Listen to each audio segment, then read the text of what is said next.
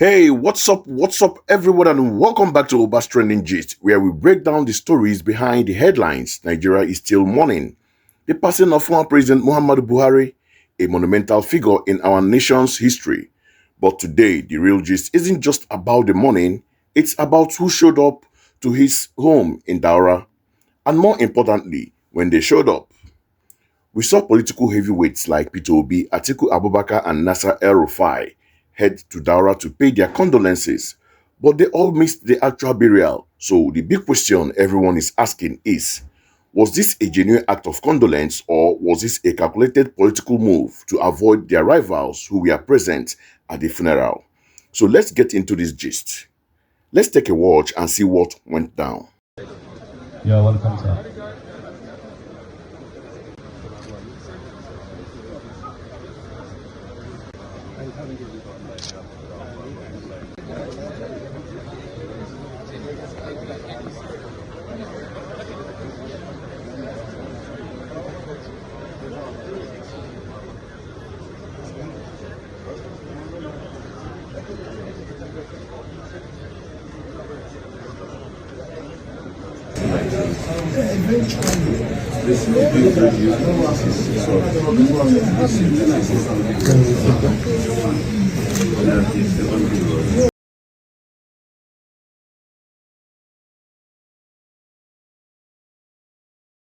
So, here we see the 2023 Labour Party presidential candidate, that is Mr. Peter Obi, arriving in Daura to pay his respect. The visit was personal. He was captured here, meeting with Buhari's son, Yusuf, and also offering his condolences to the late president's daughters. It looks heartfelt, but his absence at the official burial ceremony raised a lot of eyebrows. When Arise News caught up with him, Obi explained his absence. Let's take a watch. How will you describe the late president? Well, I had the opportunity of meeting him while I was campaigning, and I remember his words to today. Please care for the poor Nigerians. That's what I always remember. And I believe that he did his best within his capacity. All right, what do you think Nigerians needs to learn from this former late president? Well, we have to all learn how to serve our country, knowing that one day we will all be called back by our Creator. A lot of people have talked about his simplicity and devoid of materialism. Will you agree with this postulation? Of course, for those of us who, like I said, I'm not close to him. I only met him during my campaign, and I remember vividly his, what I call, sincere appeal for fighting and caring for the poor. I got to come here yesterday because there was no flight, and even if you have a flight, you can't land in Katsina airport. It was all closed because there was a lot of dignitaries. All right. And it's believed that the mourning continues till tomorrow. So whoever comes today, tomorrow, is still part of the mourning. All right. And we're mourning for our departed president. So, according to him, it was a logistical nightmare. Plausible? Well, maybe, but we'll get back to that. Let us watch the arrival of the rest.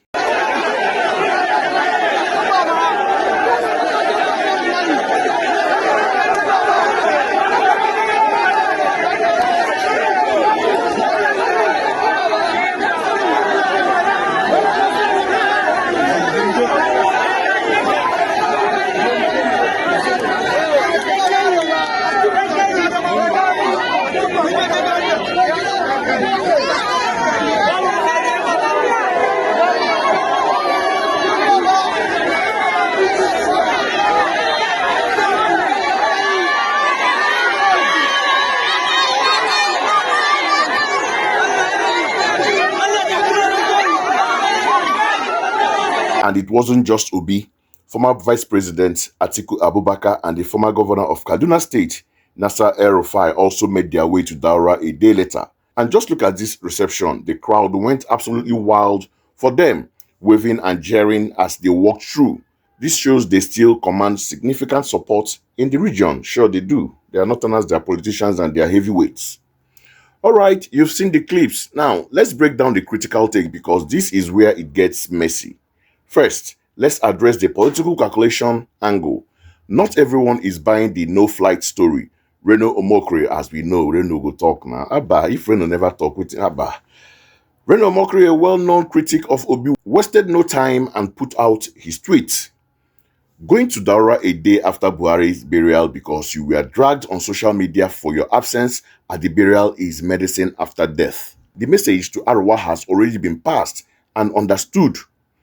Reno is suggesting this was damage control. In Nigerian politics, the funeral of major leaders are huge political events. Being there shows respect not just for the man but for his entire political base and region.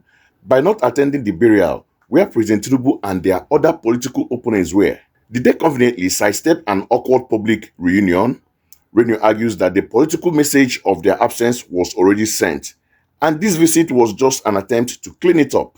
Now, for the second, and arguably the most fascinating part of this gist, Peter Obi's own words about Buhari in his interview. He shared a personal memory. He said, and I quote, "I had the opportunity to meet with him while I was campaigning, and I still remember his words to this day, please care for the poor Nigerians." He then added that former President Buhari did his best within his capacity. Hold on a minute. Let that sink in. Did his best within his capacity? This is where the major contradiction lies. Throughout the 2023 election, a central pillar of the Obidient movement's message was that the Buhari's administration was a complete and total failure. The campaign narrative painted Buhari's government as the primary source of Nigerians' economic woes, insecurity, and corruption. So how can the leader of that very movement now turn around and say the man he campaigned against did his best? Is this a case of politicians being diplomatic and not speaking ill of the dead? Or does this expose a massive gap between fairy campaign rhetorics and post-election reality? Many are now asking, if you believed he did his best, why was your campaign so fiercely critical of his every move? It's a contradiction that is hard to ignore, and it's got a lot of people on both sides of the political divide talking. So, to wrap it all up, we have three political giants paying condolence a day later. We have explanations of logistical issues clashing with accusations of political strategy. And we have a statement from Peter Obi that seems to be in direct conflict with the entire promise of his presidential campaign. What do you guys think? Was this a genuine visit hampered by travel issue, or was it pure politics? And what do you make of Obi's praise for Buhari after a campaign built on criticizing his legacy? Drop your thoughts in the comments below. I read every single one of them. I do, and I want to know what you think.